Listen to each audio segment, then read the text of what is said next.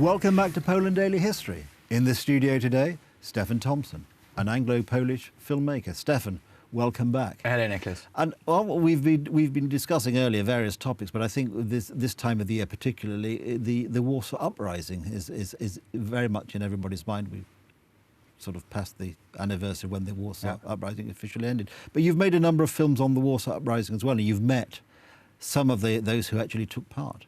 I've made just one film about the Warsaw Uprising. Difficult to call it a film. It was a 3.5-minute spot. Right. Which was a very emotive spot in English, trying to explain not so much the mechanics of the politics or the military ambitions, but the passion and the emotions behind the uprising and the reasons for the uprising and the reasons why Poles today, 75 years after the uprising, still at 5 o'clock on the 1st of August stand still for a minute and listen to the silence. I mean, the city literally stops for a whole minute. That's and it's right, an incredible thing. It's a beautiful thing to witness. It's an incredibly emotive piece of collective memory and of living collective memory. And that's what the film was about, trying to explain why Warsaw, I think, as a city, manages to inspire a fervour which I don't think you could see in. I mean, you see it among Londoners, but in a different way. There's definitely there's a rawness to it. There's a hurt to it, and the whole city. You look at the city today. The city wouldn't look the way it looks if it weren't for the Warsaw Uprising, and there is a constant reminder of it as you walk down certain street, especially in the city centre. The bullet holes are still there. There are places. There's several places, marble floors, where bloodstains of resistance fighters are still embedded in the marble. It's an incredible sight to see. One of them is at the bottom of a flight of steps, and you can see the way the man who died there. You can see the way he bled out on the way down the stairs and the way he fell, because the stain sort of recreates the way he fell. So that it's an incredible thing, and it's a very emotive thing. And it's impossible to walk around Warsaw, even today, without seeing not on every street corner, but on many street corners, a little memorial here and there to the Warsaw Uprising. And it's hard for people who haven't been here, I think, to actually understand how this is really in the collective consciousness of the city as a major defining moment in the city's history. Definitely. And I find there's an incredible rawness to it, and there's an incredible emotion to it. And I think I counted once, and it was roughly just over 100 veterans of the Warsaw Uprising that I've personally met or interviewed. And one of the things I find quite amazing about it is obviously most of these people were incredibly young when it happened. They were teenagers, or they were very young adults.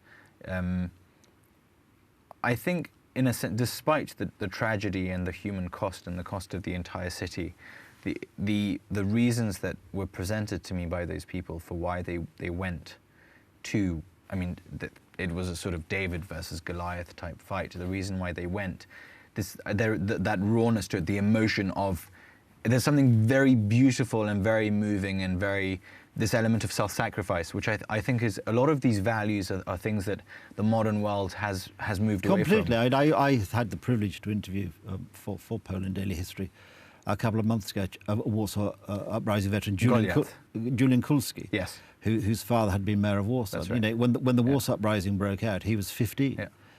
And he was actually very enthusiastic, because that's what they wanted to do. He was fighting in Żoliborz, which is where his family lived. And you speak to him, and he was, who were the Nazis? We were fighting Germans. Yeah. And you think there is a 15-year-old who he'd actually joined the underground aged I think 12. He'd been 13 when the Gestapo had taken him to the Pawiak prison. And he thought he was going to Auschwitz, but in actual fact was released. Yeah. And you think of these people, and they had no choice. That was it. They fought and they wanted to fight. And you think, and we, what are the lessons you can learn from history? We think of today's young people going to university who need safe spaces because they're frightened of newspaper headlines and they have to go and lie down. Yeah. And it's just amazing, the contrast. Okay, and I actually, in the film, I asked Julian Kolski about this, and he said, well, obviously, you cannot, nor would you necessarily want to, recreate the conditions of wartime when bringing up your children. But I think we all agreed we've gone a bit soft. We've definitely gone a bit soft. And it's just amazing that there was no safe space, there was no choice. And this is, to have gone through that. And I've met others as well, and these are incredible stories, incredible bravery of these people. Really, it's very humbling when you think the lives we lead today of sort of... And very inspiring. Absolutely. And very inspiring.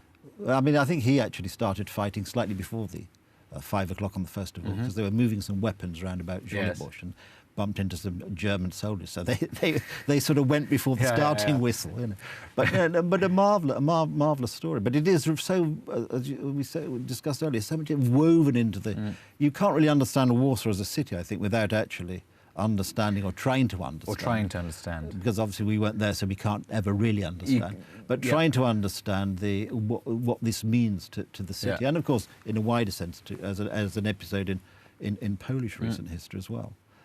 Really is quite incredible. But I mean, you will have found this as well with your discussions. Very similar conclusions to you, yes. And it does, understanding it makes Warsaw a very special place. It's objectively, it's not a very beautiful city, but subjectively, it's the most beautiful city in the world.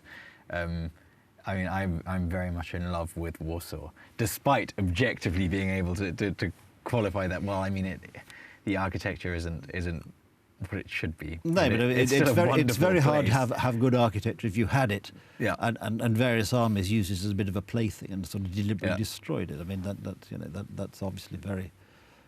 That's partly why so much of the city was after the war was rebuilt. The communists weren't really necessarily building to it for aesthetic reasons. No. They had a sort of sadly not had a slightly more political objective to their architecture to depress you. Seems to be the leitmotif of their architecture. Unfortunately so, and I mean, but sadly, it's also the leitmotif of postmodern architecture. Unintentional leitmotif of postmodern architecture, which is absolutely hideous. In a sense, I find often that buildings that have been built sort of in the past 5-10 years can be less attractive or less desirable than buildings built in the 50s by the communists. Yes, well, Platt's Constitution is a good example of actually what I think is quite nice. Of architecture, decent, if a social realist, classical type. But it has a certain je ne sais quoi about it. I mean, it does have a certain flair to it. It does. The scale, it's not too bad. Well, that's actually probably a very positive note on which to end this particular section. Thank you very much, Stefan. Thank you, Nicholas.